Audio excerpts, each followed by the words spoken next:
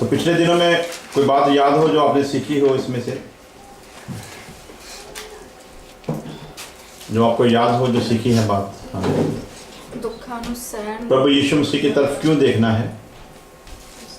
ਅਸੀਂ ਦੁੱਖਾਂ ਨੂੰ ਸਹਿਣ ਦੇ ਲਈ ਹੀ ਪ੍ਰਭੂ ਦੇ ਵਿੱਚ ਆਏ ਹਾਂ। हालेलुया। ਤੇ ਉਹਦੇ ਲਈ ਉਹਦੇ ਵੱਲ ਦੇਖਣਾ ਤਾਂ ਕਿ ਅਸੀਂ ਉਹਦੇ ਵਿੱਚ ਦੀ ਲੰਘ ਕੇ ਪੂਰੇ ਹੋ ਕੇ ਤਾਂ ਉਹਦੀ ਦੁਲਹਨ ਦਾ ਰੂਪ ਧਾਰਨ ਲਈਏ। जो उसके दुखों की तरफ देखेगा उसके लिए दुख उसके जीवन में फिर कोई मायना नहीं रखेंगे।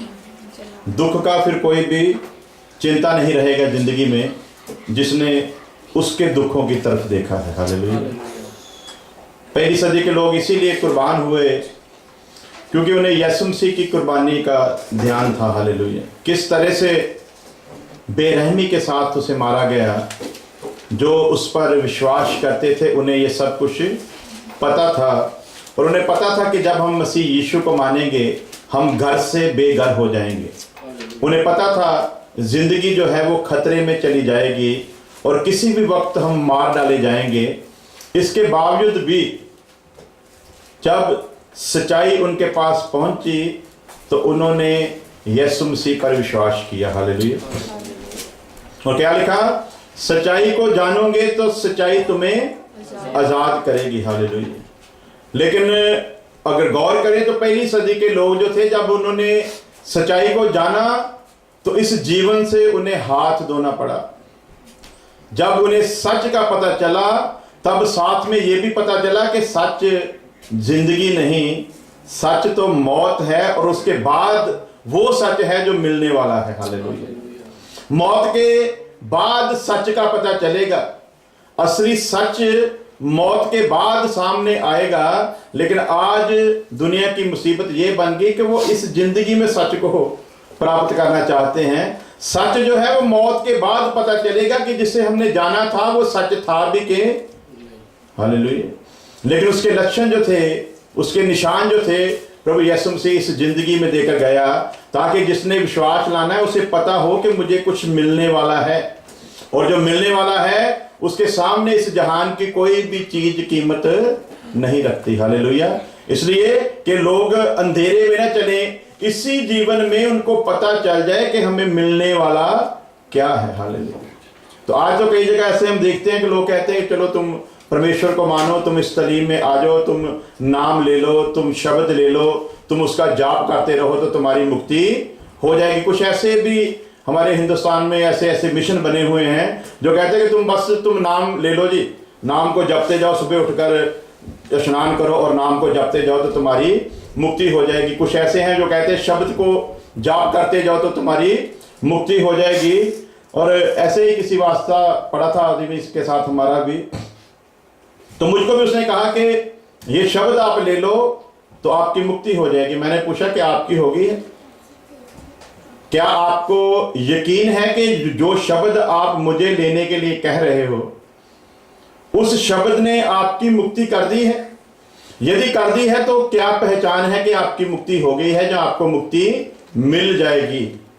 तो वो कहता है कि इसका जाप करते जाएंगे, जब मर जाएंगे उसके बाद मुक्ति मिलेगी। तो मैंने फिर सवाल किया कि यदि मरने के बाद ना मिली तो फिर किसको पकड़ेंगे? तो बोलता गुरु जवाब देगा। तो मैंने बोला गुरु भी अगर वहीं पर होगा तो उस्ताद क्या जवाब देगा? उस्ताद भी उसी जगह पर होगा, तू क्या पूछेगा उससे? तो उस्ताद फिर यही कहेगा मुझको भी पता नहीं था, तुझको भी पता नहीं था, तो दोनों अभी एक ही जगह पहुंच गए हैं। तो मैंने कहा कि मैं शब्द लूंगा, पर शब्द जो मैंने लेना है इस जीवन में भी उसका प्रूफ मिलना चाहिए कि जो शब्द मैंने लिया है वो सचमुच में मेरी साल्वेशन का कारण है भी के नहीं। हालेलुया।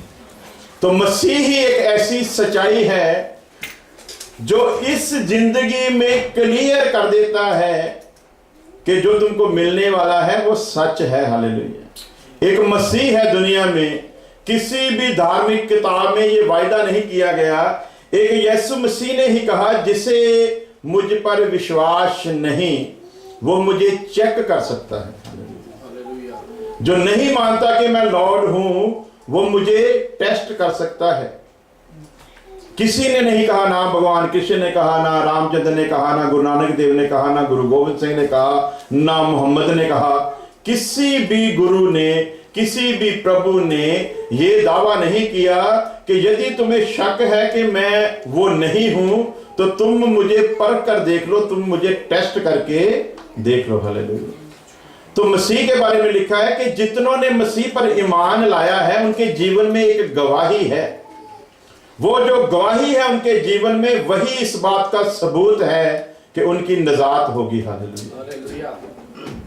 Praise the Lord. लिखा है जिसके पास पुत्र है उसके पास गवाही है। गवाही क्या है कि जो मुझे सच मिल गया है वो सच है, वो इस जीवन में भी सच का प्रतीक है और आने वाला भी वो सच है जो मुझे मिलने वाला है। हालेलुया। इसलिए पौलुस ने कहा कि जीना मेरे लिए मसीह और मरना मेरे लिए लाभ है। क्यों? क्योंकि जब तक जिंदा रहूंगा मसीह का नाम लेता रहूंगा, उसे फैलाता रहूंगा। जब मर जाऊंगा तो सीधा मसीह की गोद में जाऊंगा। स्पष्ट कर दिया उसने कि दोनों तरफ मेरे लिए फायदा ही फायदा। कोई मजहब, कोई धर्म इतने दावे के साथ नहीं कह सकता कि मरने के बाद मुझे जन्नत मिल जाएगी, मुझे मरने के बाद स्वर्ग मिल जाएगा। एक मसीहत में ऐसे सबूत इस जीवन में मिलते हैं जो साबित करते हैं कि तुम्हारी निजात 100% होगी। हालेलुया। यदि तुम उसके हुक्मों पर चलते रहोगे। तो अब किसकी तरफ देखना है? जिसने सब कुछ करके दिखाया है, बातों से नहीं बल्कि सब कुछ अपने जीवन में उसने पूरा किया। और पढ़ेंगे कि उसके दुखों को सबसे पहले जानना है कि उसने दुखों को क्यों सहा है। पहला पतरस 2 अध्याय उसकी 21 वर्ष से लेकर 25 वर्ष तक एक एक वर्ष को पढ़ेंगे और विचार करेंगे।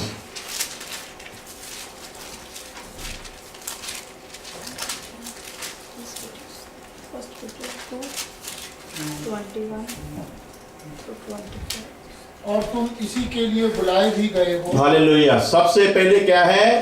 पहले हमने क्या देखा कि यीशु मसीह के दुखों को देखना है, जिसने दुखों को सहकर हमारे लिए निजात का रास्ता जो है वो तैयार किया है।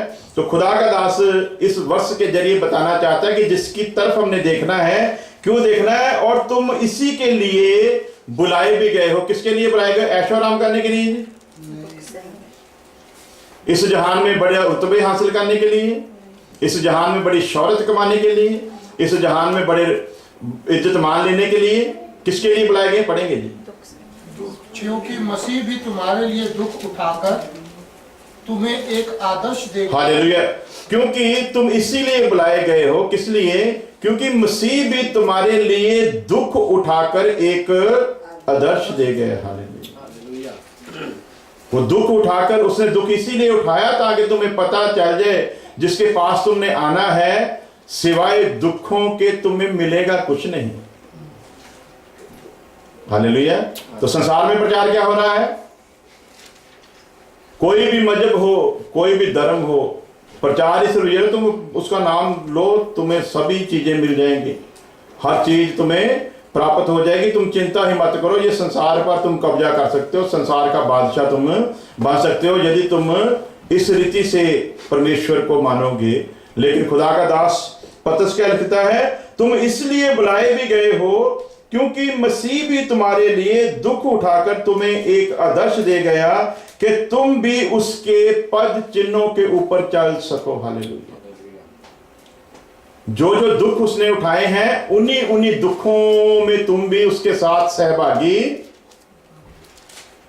सहभागी हो सको। जब पुराने लोग, जो पहली सदी के लोग थे, जब वो मसीह पर ईमान लाए तो उनको लालच का प्रचार नहीं किया जाता था। उनको लालच के बारे में नहीं बताया जाता था कि तुम आ जाओ तो तुमको बड़ी आशीषें मिल जाएंगी। उनको तो सीधा बताया जाता था नजात का रास्ता तैयार हो गया है मसीह यीशु के वसीले से।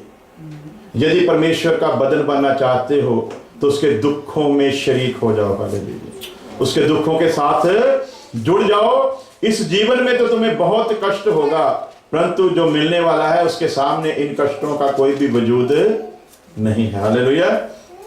और 22 वर्ष में लिखा, ना तो उसने पाप किया। जिसने दुख सहे थे, नंबर 1 उसने पाप।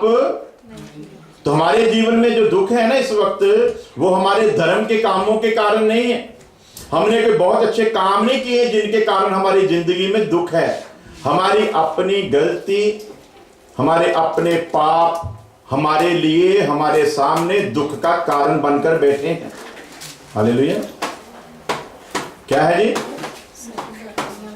दुख जो है वो हमारे धर्म के कामों के कारण ही हमको मिले हैं।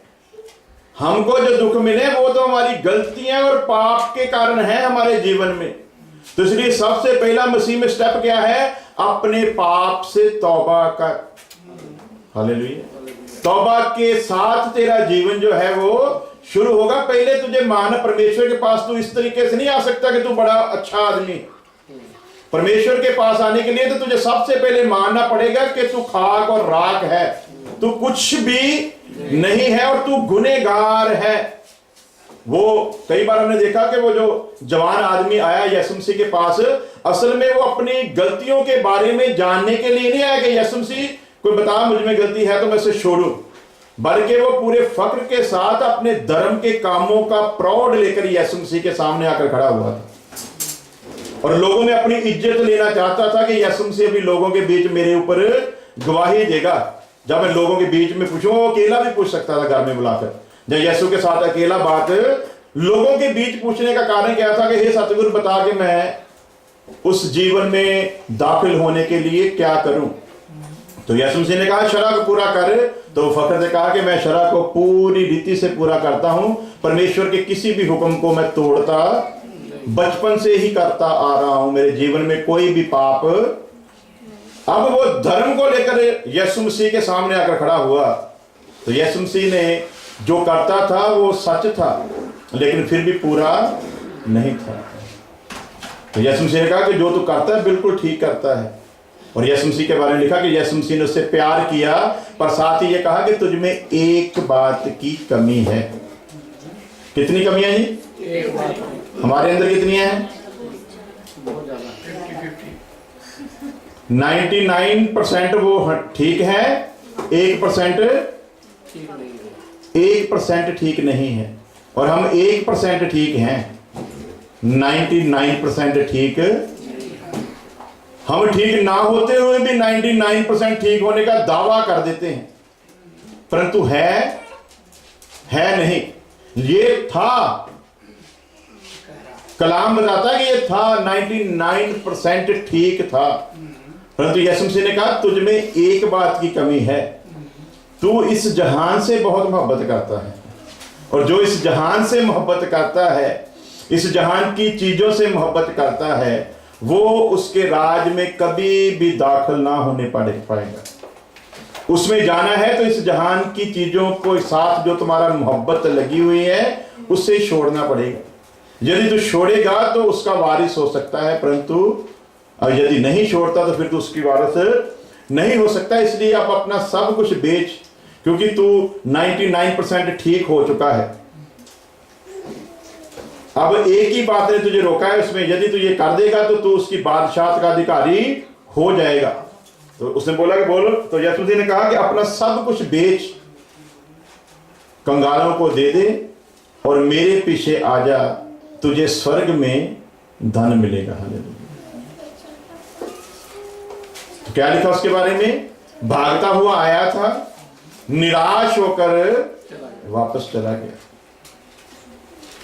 तो उसकी इस हरकत को देखकर यीशु मसीह ने बाकी शागिर्दों की तरफ देखकर कहा, जो इस जहान से मोहब्बत करता है, जो दौलत से मोहब्बत करता है, जो जहान की चीजों से मोहब्बत करता है, उसका परमेश्वर की बादशाहत में दाखिल होना, उसके राज में दाखिल होना इतना मुश्किल है जितना ऊंट का सुई की नोक में से निकल जाना। ठीक है, कैमल कैमल जो जानवर है कितना बड़ा होता है। हालेलुया। हाथी की तरह बहुत बड़ा कद होता है उसका, एलिफेंट की तरह। तो हम नीडल में से जो धागा निकालते हैं ना, तो बड़ा मुश्किल है। जिसकी नजर कमजोर है उसके लिए ज्यादा मुश्किल होता है। हालेलुया। तो यीशु मसीह क्या एग्जाम्पल दे रहा है? जो इंसान इस जहान से, इस जहान की चीजों से मोहब्बत करता है, उसका परमेश्वर की बादशाहत में जाना उतना ही मुश्किल है जितना ऊंट का सुई की नोक में से निकल जाना। ना तो ऊंट सुई की नोक में से निकल सकता है और ना इस जहां से मोहब्बत करने वाला उसके राज में दाखिल हो सकता। हालेलुया। तो प्रचार क्या हो रहा है दुनिया में? इस जहान की वस्तुएं तुम्हें मिल जाएंगी, तुम्हारे पास रखने के लिए जगह नहीं। खुदा तुम्हें इतना देगा, पहले तुम उसकी बादशाहत को ढूंढो, फिर ये सारी चीजें तुम्हें मिलती। हालेलुया। तो जो ये कहता है कि मैंने उसकी बादशाहत को ढूंढा तो ये सारी चीजें मुझे मिली हैं, उसके साथ एक ही सवाल है, तूने बादशाहत को ढूंढ लिया है? तूने उसको राज को ढूंढ लिया है? तुझे उसके राज के बारे में पता चल गया है? तो अपने दिल पर हाथ रखकर कह, उसके राज के बारे में तुझे क्या ज्ञान है? जितना तू उसके राज के बारे में अज्ञानता रखता है, जितना तू उसके राज के बारे में कम जानता है, उतना ही तुझे इन चीजों के बारे में भी नहीं पता जो तुझे मिल रही हैं। वो तुझे ये क्राइस्ट दे रहा है या एंटी क्राइस्ट दे रहा है। हालेलुया। तो यीशु मसीह के बारे में लिखा, ना तो उसने पाप किया और ना उसके मुंह से छल की कोई बात निकली। जिसकी तरफ हमने देखना है उसके बारे में क्या है कि उसने कोई पाप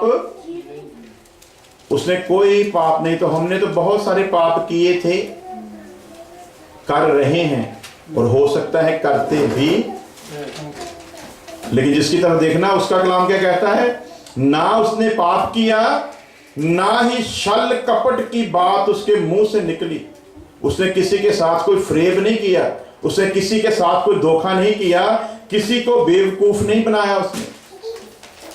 जिसकी तरफ देखना उसकी ये खूबियां थी। और आगे अगली वर्ष में लिखा है, वह गाली सुनकर गाली नहीं देता था और दुख उठाकर किसी को धमकी भी नहीं देता था, पर अपने आप को अपने न्याय के हाथ में सौंपता था। जब उसको कोई तंग करता था, जब उसको कोई सताता था, जब उसको कोई गाली गलौज करता था, जब कोई उसको मारता था, बदले में वो कुछ नहीं कहता था, बल्कि अपने आप को परमेश्वर के सामने पेश करता था कि मैं ये सब कुछ सहकर तेरी उस मर्जी को पूरा कर रहा हूं जिसे पूरा करने के लिए तूने मुझे इस जहान में भेजा है। और यही सब कुछ करने के लिए अब उसने हमें बुलाया है। तो लिखा कि जब उसने अपने इकलौते पुत्र का भी लिहाज नहीं किया, उसके साथ भी ये सब कुछ होने दिया। जब हरे दरख्त के साथ उसने ऐसा सब कुछ किया, तो तुम्हारे साथ क्यों करना होगा? हालेलुया।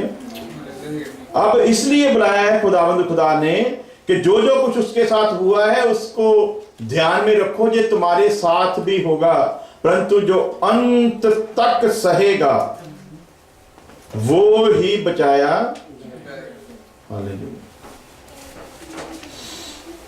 अब ये तालीम क्यों नहीं लोग दे रहे, ये टीचिंग क्यों नहीं दी जा रही? क्योंकि पता है कि यदि लोगों को देंगे तो लोग फिर साथ नहीं जुड़ेंगे, गिनती नहीं बढ़ेगी कलीसिया की, लोग ज्यादा नहीं होंगे, क्योंकि यहां पर तो कुछ मिलने की बात ही नहीं हो रही।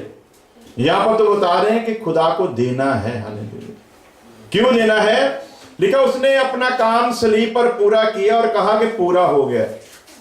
खुदा के काम जो उसने करना था, हमारी नजात, हमारी मुक्ति, हमारी साल्वेशन के लिए जो जो कुछ खुदा का काम था, जो हमारे लिए करना था, वो उसने कर दिया।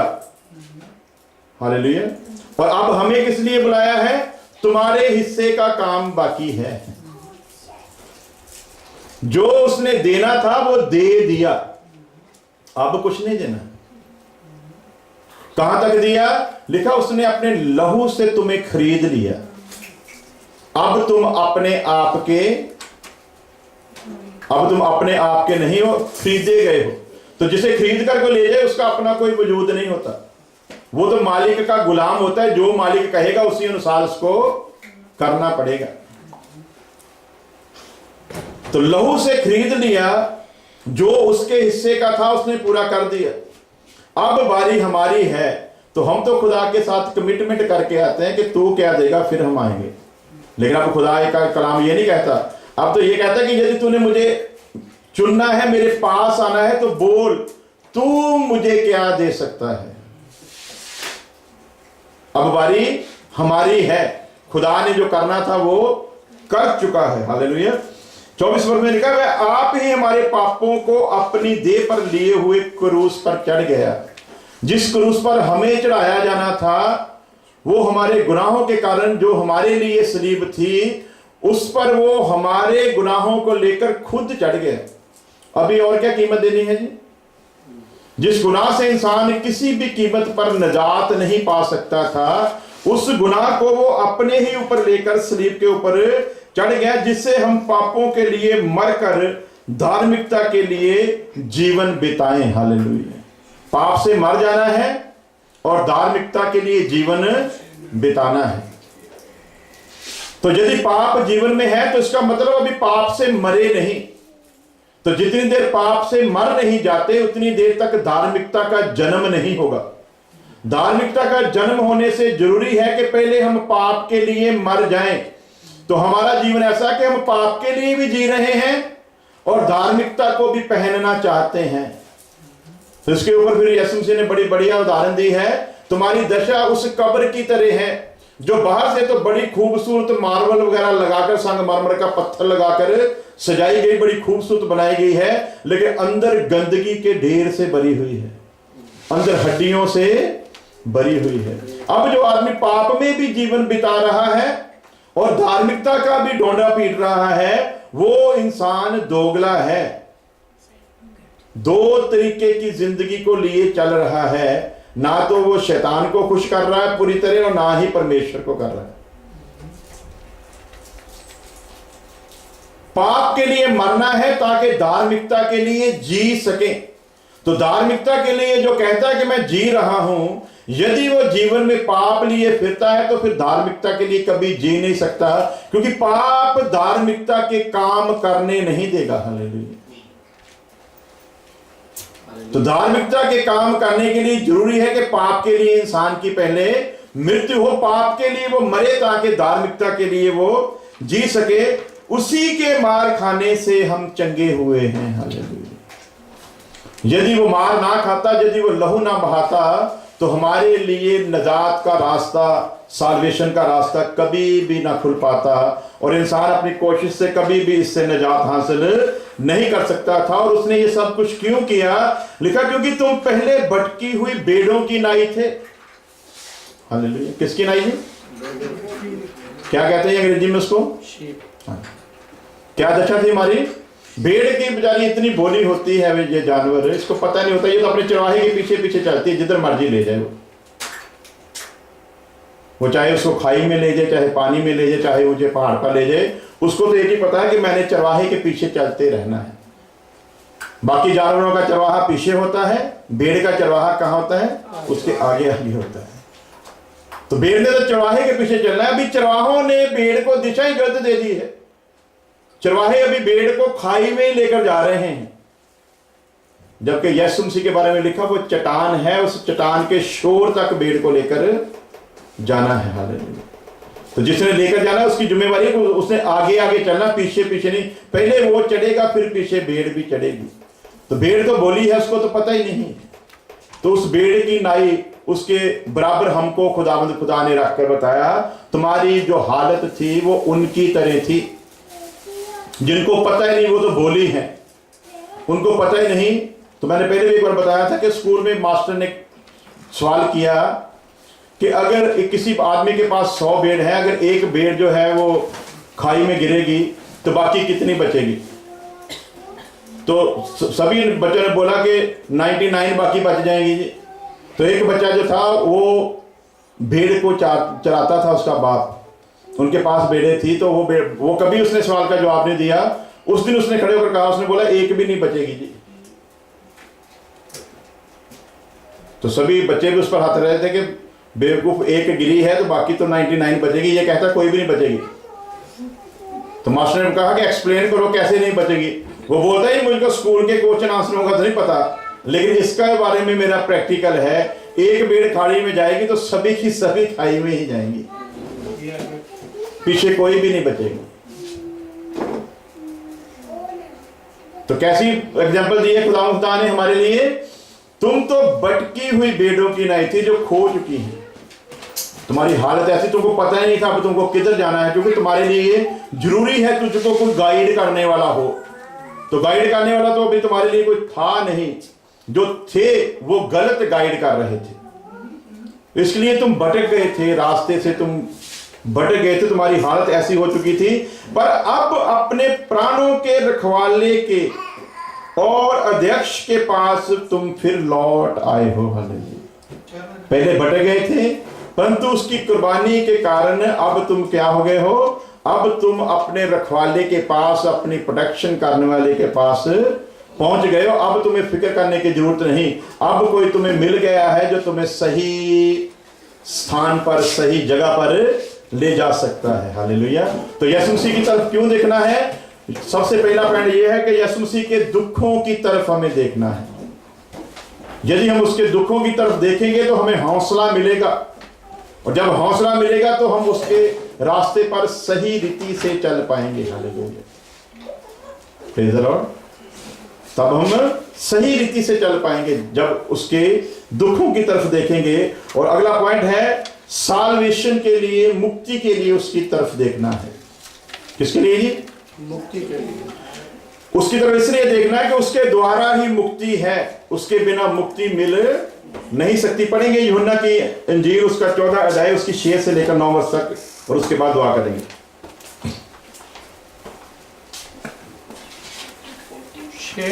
हाँ जी, 14 वर्ष 6 to 9। पहले हमने सीखा कि यीशु मसीह की तरफ देखना है, देखते रहो, क्योंकि वही तुम्हारे विश्वास को पैदा करने वाला और पूरा करने वाला है। यीशु ने उन्हें आख्या, हाँ जी, राह अते सच्चाई अते जीवन में हाँ, कोई मेरे वसीले बिना पिता दे कोल नहीं आਉਂਦਾ। जे तुसी मैनू जान दे ਤਾਂ ਮੇਰੇ ਪਿਤਾ ਨੂੰ ਵੀ ਜਾਣਦੇ। हालेलुया। ਐਦੋਂ ਅੱਗੇ ਤੁਸੀਂ ਉਹਨੂੰ ਜਾਣਦੇ ਤੇ ਉਹ ਉਹਨੂੰ ਵੇਖ ਲਿਆ ਹੈ। ਫਿਲਿਪਸ ਨੇ ਉਹਨੂੰ ਆਖਿਆ, ਪ੍ਰਭੂ ਜੀ ਪਿਤਾ ਦਾ ਸਾਨੂੰ ਦਰਸ਼ਨ ਕਰਾਤਾ, ਸਾਨੂੰ ਤ੍ਰਿਪਤ ਆਓ। ਯਿਸੂ ਨੇ ਉਹਨੂੰ ਆਖਿਆ, ਫਿਲਿਪਸ ਐਨੇ ਚਿਰ ਤੋਂ ਮੈਂ ਤੁਹਾਡੇ ਨਾਲ ਹਾਂ, ਅਰ ਕੀਤਾ ਮੈਨੂੰ ਨਹੀਂ ਜਾਣਿਆ? ਜਿਹਨੂੰ ਮੈਨੂੰ ਵੇਖਿਆ ਉਹਨ ਪਿਤਾ ਨੂੰ ਵੇਖਿਆ ਹੈ। ਤੂੰ ਕਿਉਂ ਆਖਦਾ ਹੈ ਭਈ ਸਾਨੂੰ पिता का दर्शन करा? हालेलुया। यीशु ने उनसे कहा, राह भी मैं हूं, सत्य भी मैं हूं, और जिंदगी भी मैं। हालेलुया। शागिर्द उसके साथ साथ चलते थे, लोगों में जाकर कहते भी थे कि हमने उसे ढूंढ लिया है जो जिंदगी दे सकता है। लेकिन अंदर की बात अभी प्रकट हुई। फिलिप्पस ने कह दिया, हमें पिता का दर्शन तो करवा, हमें दिखा कि पिता कैसा है। इतना समय यीशु मसीह के साथ गुजारने के बाद वो यीशु से ये सवाल कर रहा है कि हमें पिता दिखा। तो यीशु मसीह ने क्या जवाब दिया? फिलिप्पस, इतनी देर से मैं तुम्हारे साथ हूं, क्या तूने अभी तक पिता को नहीं देखा? जिसने मुझे देखा उसने मेरे पिता को देखा। हालेलुया। अब सच्चाई ये लोग क्या जानेंगे? ये लोग सूरज को देखना चाहते हैं। सूरज दूर से तो दिख सकता है, लेकिन उसके पास जाकर उसके बारे में जानकारी हासिल करना अभी तक साइंस के पास कोई भी तरीका नहीं हुआ कि वो उसके पास जा सके। तो यीशु मसीह ने क्या कहा? मैं पिता में से निकल कर आया हूं। हालेलुया। तो पिता में से निकल कर आने का मतलब क्या है? सूरज जमीन पर नहीं आता, उसकी किरणें जो हैं वो रोशनी लेकर जमीन पर आती हैं। हालेलुया। परमेश्वर जमीन पर नहीं आएगा, परमेश्वर के बदन से निकलने वाली किरणें जो हैं वो इस जहान में आती हैं, और उस किरण का नाम क्या है? यीशु मसीह है। तो जो बीच में से निकल कर आई वो पिता का एक अंश है, इसलिए वो पिता ही है। हालेलुया। तो यीशु से कहा, हे फिलिप्पस, मैं इतनी देर से तुम्हारे साथ हूं, क्या तूने मुझे नहीं देखा? जिसने मुझे देखा उसने मेरे बाप को देखा। और अब यहां पर 3 पॉइंट हैं जिन पर हमने आने वाले समय में गौर करना है। वे की ओर देखना है, ट्रुथ की ओर देखना है, और जिंदगी की ओर देखना है। तो वे क्या है उसके बारे में हम जानेंगे। वे की ओर देखना है। क्यों देखना है?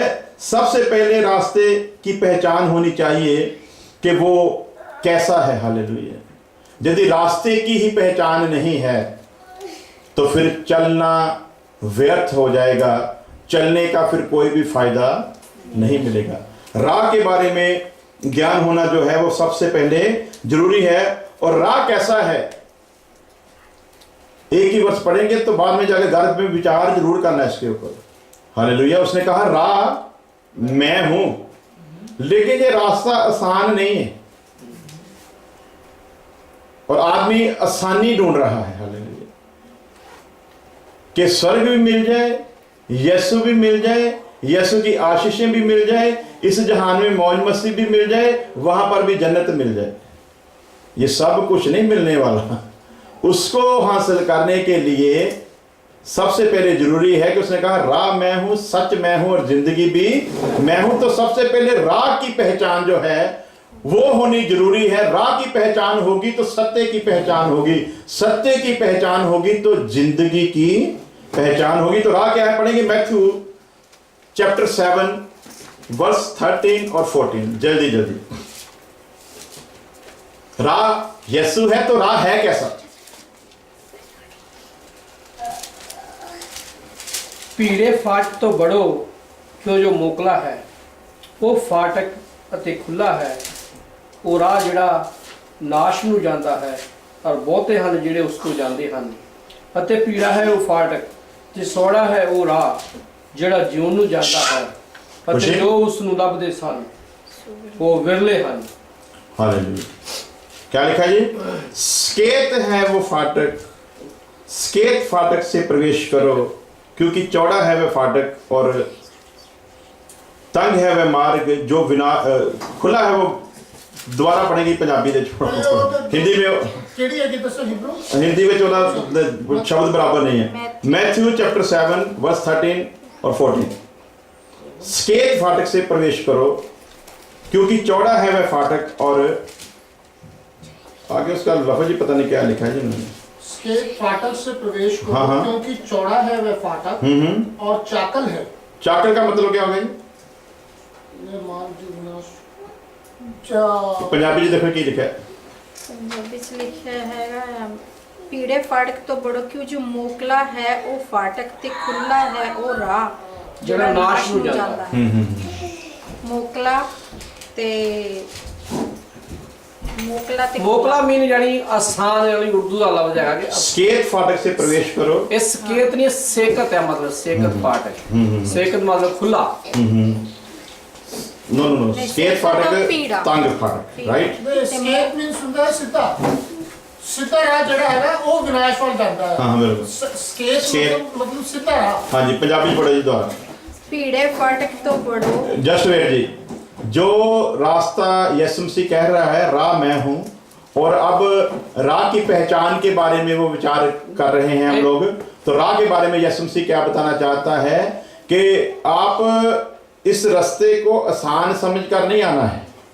हालेलुया। एक सेकंड तो वे वो तेरी वर्स पढ़ेगी मंशा तो। हाँ जी पढ़ो। मंशा पढ़ो 30 पढ़िए जी 30। Enter God's kingdom through the narrow gate. The gate is large and the road is wide that lead to death and hell. Many people go that way. Just wait. हाँ जी हुण पर करो ये जी ट्रांसलेशन मंच दे भाई जल्दी जल्दी। ਕਿਉਂਕਿ ਇਹਦੇ ਨੈਰੋ ਜਿਹੜਾ ਉਹ ਰਸਤਾ ਕਿਉਂਕਿ ਤਰਜਮੇ ਜਿਹੜੇ ਨੇ ਇਹਨਾਂ ਦਾ ਚੱਕਰ ਇਹ ਹੈ, ਬੰਦੇ ਨੂੰ ਜਿਹੜੀ ਸਚਾਈ ਜਿਹੜੀ ਸਹੀ ਮੀਨਿੰਗ ਹੈ ਨਾ, ਇਸੇ ਕਰਕੇ ਸ਼ਬਦ ਸਮਝ ਨਹੀਂ ਆਉਂਦਾ ਕਿ ਟ੍ਰਾਂਸਲੇਸ਼ਨ ਦੇ ਵਿੱਚ ਫਰਕ ਆ ਜਾਂਦਾ। Enter God's kingdom through the narrow gate. हाँ जी, नैरो गेट तो क्या कहोगे जनू? ਪੀੜਾ। नैरो ਜਿਹੜਾ हाँ जी। ਹੈਗਾ ਉਹ अगर आपने खुदा की किंगडम में प्रवेश करना है तो उसके लिए कौन सा मार्ग है? पीड़ा। तंग मार्ग है। तो आगे क्या लिखा है? खुला है वो रास्ता is large and the road is wide. लेकिन विनाश की ओर ले जाता है। जो खुला है वो विनाश की ओर ले जाता है, और आज जो प्रचार है वो खुले का हो रहा है। तंग रास्ते का प्रचार नहीं किया जाता, खुले रास्ते का, क्योंकि सभी लोग फिर खुश होकर आते हैं। लोगों की मर्जी का प्रचार करो, लोगों की आशीषों का प्रचार करो, लोगों को बरकतें देने का प्रचार करो, तो वो लोग फटाफट भागकर आते हैं। तो खुदा का कलाम क्या कहता है? जो खुदा की बादशाहत को ले जाता है रास्ता वो तंग है, आसान नहीं है। तो हम लोग क्या कहते हैं, खुदा को माने रास्ते आसान हो जाएं, सब कुछ मिल जाए, बेटे बेटियां मिल जाएं, सब कुछ अच्छा मिल जाए, तो फिर हम कहेंगे कि वाकई खुदा हमसे मोहब्बत करता है। लेकिन खुदा का कलाम कहता है यदि किंगडम में दाखिल होना है तो रास्ता तंग है, तो यदि विनाश में जाना है तो रास्ता खुला है। और आगे यीशु मसीह इसको क्लियर करता है। लेकिन अफसोस है इस बात पर कि तंग रास्ते को कम लोग ही चुनते हैं, ज्यादा हैं जो विनाश के रास्ते को पसंद करते, क्योंकि खुला है ना, अभी तो आसानी लगती है लेकिन आगे उसके मौत है। तो रास्ता यीशु मसीह ने कहा मैं हूं, तो जिस रास्ते को हमने चलना है उसके बारे में ये जानना चाहिए, हमको पता होना चाहिए कि तंग है वो रास्ता, मुश्किलों वाला रास्ता है, लेकिन आगे हमेशा की जिंदगी पड़ी है। हालेलुया। कोई भी चीज इस जहान में भी शारीरिक तौर पर भी यदि उसकी प्राप्ति करनी हो, किसी ने कोई IAS या IPS का कोर्स करना हो, तो पूरे का पूरा ध्यान लगा देना पड़ता है, बड़ी सारी परेशानियों में से गुजरना पड़ता है उस मंजिल तक पहुंचने के लिए। फिर इंसान उस मंजिल को पार करता है। जिन्होंने अपना नाम दर्ज करवाया एवरेस्ट की चोटी पर चढ़कर, जो चढ़ गए उनको पता है कि हमने उस रास्ते पर किस तरह से पांव रखे थे। दुनिया की सबसे ऊंची चोटी है जी, दुनिया का सबसे बड़ा पहाड़, ऊंचा पहाड़ एवरेस्ट। तो लोग रस्सियों के जरिए उसके ऊपर गए हैं और अपना नाम उन्होंने दर्ज करवाया दुनिया के रिकॉर्ड में। तो जो चढ़ गए हैं उनको पूछो कि वहां पर जाते वक्त उनके ऊपर क्या गुजरी थी। मौत से लड़कर उनको पता था कि गिर गए तो बस कोई सेफ्टी नहीं है, सीधी मौत है, लेकिन मौत की परवाह नहीं की उन्होंने उस मंजिल तक पहुंचने के लिए। और अब हमारे सामने यीशु मसीह भी एक चट्टान है, सबसे ऊंची चट्टान, उस पर चढ़ने के लिए भी जो रास्ता है वो तंग है, मुश्किल है, लेकिन आगे हमेशा की जिंदगी है। तो रास्ते के बारे में यदि ज्ञान होगा तो सच्चाई के बारे में हम जान जाएंगे। तो आगे दूसरा पॉइंट पढ़ेंगे, ट्रुथ की ओर देखना है। और ट्रुथ क्या है पढ़ेंगे, यूहन्ना 8:32, जल्दी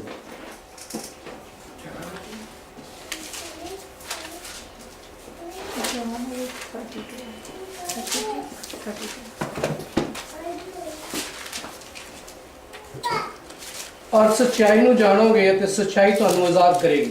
और सत्य को जानोगे तो सत्य तुम्हें आजाद करेगा। हालेलुया, सत्य तुम्हें आजाद करेगा। यदि जानोगे तो आजाद करेगा, यदि जानोगे नहीं तो कैसे आजाद हो पाओगे। हालेलुया। तो आज जानने के लिए कोई कोशिश ही नहीं कर रहा, आज कोई जानना चाहता नहीं, जितना मिल गया बोलते इतने काफी, इसी में से काम चल जाएगा। तो खुदा का कलाम क्या कहता है, सच्चाई को जानोगे तो सच्चाई तुम्हें आजाद करेगी। इसलिए आजादी सच्चाई को जानने बिना नहीं मिल सकती। और रोमन 8 पढ़ेंगे, 8 का 13 वर्ष, और उसके बाद दुआ करेंगे। 8 की 13 वर्ष, जल्दी सच्चाई को जानोगे, बेटा बैठ जा। जे शरीर के अनुसार उम्र कटोगे तो ਤੁਹਾਨੂੰ मरना पवेगा। शरीर के अनुसार यदि तुम जिंदगी बिताओगे तो तुम्हें मरना पड़ेगा। हालेलुया। पर जे आत्मा नाल देही दे कारजां ਨੂੰ मारो तो तुसी जियोगे। पर अगर आत्मा के साथ शरीर के कामों को मारोगे तो तुम जियोगे। हुन आत्मा दिया गया है किसके लिए, कि तुमने शरीर की अभिलाषाओं को मारना है। तो आत्मा पाकर यदि शरीर की अभिलाषाएं जीवित हैं और उनके अनुसार चल रहे हो, तो फिर उर्दू दे लफ्ज लानत इस्तेमाल किया जाता है। फिर लानत है उन लोगों के ऊपर जो पाक रूह मिलने का दावा करते हैं। पाक रूह किस लिए दिया गया, शरीर की अभिलाषाओं पर फतह हासिल करने के लिए, शरीर की अभिलाषाओं पर, शरीर की कामनाओं पर जीत हासिल करने के लिए। इसलिए दिया गया कि तुम शरीर की अभिलाषाओं को मार डालो। लेकिन हम लोग कहते हैं कि पाक रूह ले लिया है, लेकिन अभी तक शरीर की अभिलाषाएं उसी तरह से है जिस तरह से तौबा करने से पहले थी। शरीर की अभिलाषाएं बल्कि यीशु मसीह में आने के बाद बढ़ गई है। उस वक्त इतनी अभिलाषाएं नहीं थी, क्योंकि पता था कि जिनके सामने है वो शायद बुत सुनेगा भी कि नहीं। अभी तो यह है कि जिसके सामने है वो सुनता है, तो शरीर की अभिलाषाएं और बढ़ गई हैं। मुझे पता है जब मैं मसीह में आया था तो मैंने पहले दावा किया था, अब अमेरिका जाने का मेरा रास्ता बिल्कुल क्लियर है। तो भूखे नंगे थे उस वक्त, जिंदगी ऐसी थी कि शाम की रोटी का भी नहीं पता होता था कि मिलनी है कि नहीं, ऐसी दशा थी। तो दावा क्या करते थे, अभी अमेरिका का रास्ता जो है हमारे लिए खुल गया, अभी अमेरिका पहुंचेंगे। तो ये अभिलाषा नहीं थी तो और क्या था, ये अभिलाषा ही थी, ये कामना ही थी। और कामना जब गर्भवती होती है तो पाप को जन्म देती है। तो यीशु मसीह में आने के बाद पहले तो कभी सोचा ही नहीं था कि अमेरिका जा पाएंगे। अभी अभिलाषा बढ़ी के घटी। पहले तो ये दुआ करते थे, खुदावंद खुदा कहीं अरब में ले चल, कहीं तो तेरी बड़ी मेहरबानी होगी। जिसको भी मानते थे पहले उसको यही कहते थे, अरब में भी ले जा तो तेरी बड़ी मेहरबानी होगी। तो यीशु मसीह में आने के बाद अभिलाषा घटी के बढ़ी। अरब में जाने वाले की औकात नहीं है, और कहां पर जाने की बात कर रहे हैं, अब हमारा अमेरिका का रास्ता जो है वो क्लियर हो गया है और अमेरिका में आ भी गए।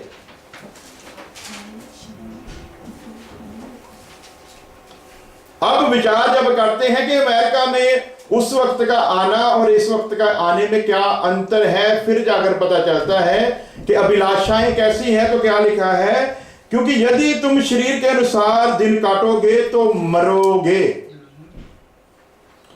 अब शरीर के अनुसार दिन काटने कैसे हैं जी, जिस तरह काट रही सारी दुनिया, उसी तरीके से यदि मसीह को मानने वाला भी दिन काट रहा है तो एक मूर्ति पूजक में और यीशु मसीह को मानने वाले में कोई फर्क नहीं। एक शैतान की इबादत करने वाले और मसीह को मानने वाले में कोई फर्क नहीं। एक कुर्बानी देने वाले और मसीह को मानने वाले में कोई फर्क नहीं। एक मजार के ऊपर, कब्र के ऊपर माथा टेकने वाले और मसीह को मानने वाले में कोई फर्क, जैसे वो है वैसे ही फिर हम हैं। सिर्फ पहले कहते थे कि हमारी जात ये है, अभी कह देते हैं कि क्रिश्चियन है, बस इतना ही फर्क आया है, और कोई फर्क नहीं आया। तो खुदा का कलाम सीधा सीधा बता रहा है, यदि अब भी तुम शरीर के अनुसार, शरीर की अभिलाषाओं के अनुसार जिंदगी को बिताओगे तो 100% तुम मरोगे। तो अब अगला सवाल यह है कि यदि आत्मा के अनुसार बिताएंगे तो नहीं मरेंगे, नहीं मरेंगे तो फिर भी, लेकिन आत्मा में जियोगे। तो अब जो वर्ष है वो शरीर के साथ साथ आत्मा की ओर लेकर जा रही है।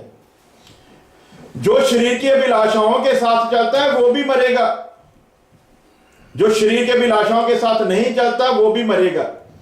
लेकिन इसमें फर्क क्या है, जो शरीर की अभिलाषाओं के साथ चलता है वो जिस्म में भी मरेगा और रूह में भी मरेगा। लेकिन जो शरीर की अभिलाषाओं के साथ नहीं चलता वो जिस्म में तो मिट्टी में है और मिट्टी में मिलेगा, परंतु उसका आत्मा हमेशा की जिंदगी में प्रवेश करेगा। हालेलुया।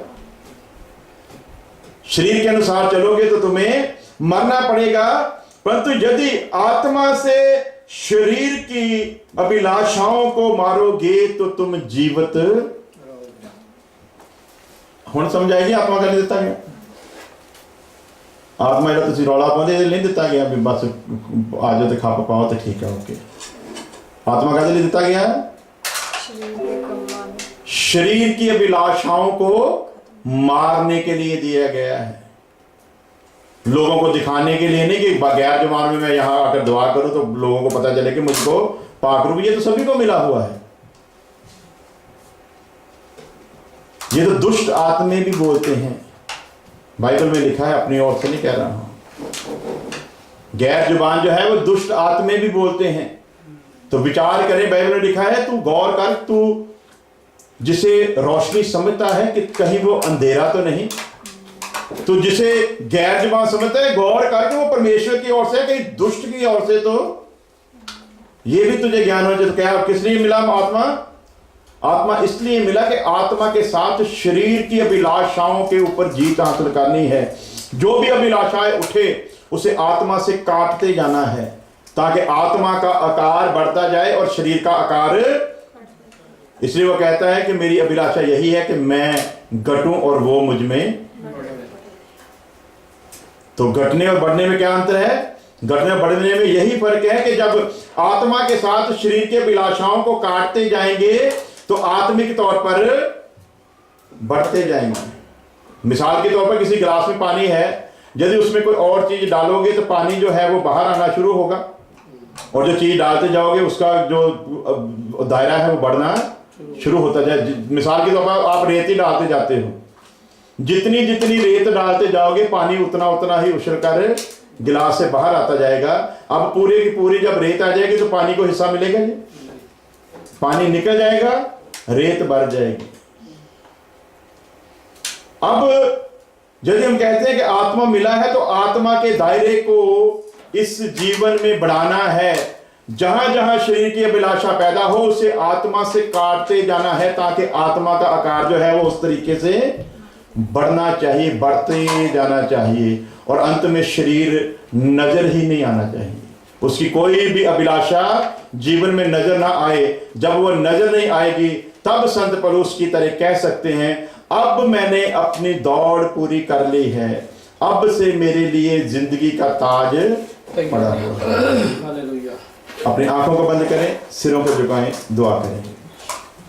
खुदावंद खुदा तेरी तारीफ तेरा शुक्र करते हैं तेरी सारी आशीषों तेरी बरकतों के लिए। खुदावंद तेरे लोग तेरी हजूरी में आए और तेरे लोगों से तूने बात की, तेरा शुक्र करते हैं। और तेरे कलाम का जो बीज तेरे लोगों के जीवन में बीजा गया खुदावंद, आने वाले समय में 100 गुना फल लाए खुदावंद।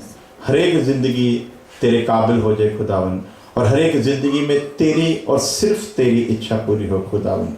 तेरे लोग आत्मा में बढ़ते जाएं खुदावंद, और शरीर की अभिलाषाओं को काटते जाएं खुदावंद। तेरा कलाम हर एक जिंदगी में बस जाए, तेरा कलाम हर एक को संभाले खुदावंद।